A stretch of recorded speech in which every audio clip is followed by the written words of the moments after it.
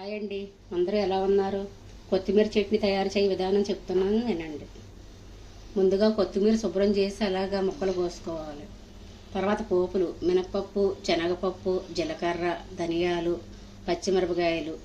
అంటే మీరు కారం ఎక్కువ తింటే కొంచెం ఎక్కువ వేసుకోండి. పెద్ద సైజు నిమ్మకాయ సైజు అంతా చింతపండు నానబెట్టి పెట్టుకున్న చింతపండు అది. ఓకేనండి, తయారు చేయ విధానం చూపిస్తున్నాను చూడండి. ముందుగా పెనం పొయ్యి మీద పెట్టుకోండి. అందులో ఒక 2 స్పూన్లు ఆయిల్ పోయండి.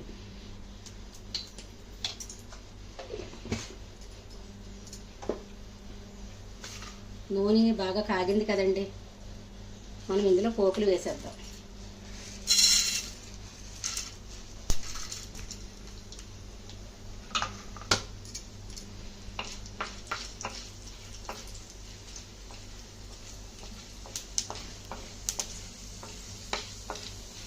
పోపు కొంచెం వేగిందండి, ధనియాలు జీలకర్ర వేయాలి. ఎందుకంటే అన్నీ ఒకసారి వేసామంటే జీలకర్ర ధనియాలు నల్లగా మాడిపోతాయి అన్నమాట. ఇవి వేపేటప్పుడు స్టవ్ మీడియం సైజులో పెట్టుకోండి మంట. తర్వాత పచ్చిమిరపకాయలు వేసేయండి.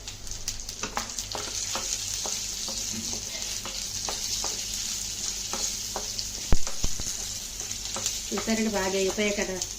ఇందులో మనం కొత్తిమీర వేసేద్దాం.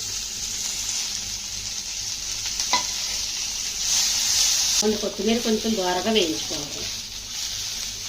పచ్చిగా ఉంటే పచ్చివాసన వస్తుంది కాబట్టి ఇలా కొంచెం దోరగా వేయించుకొని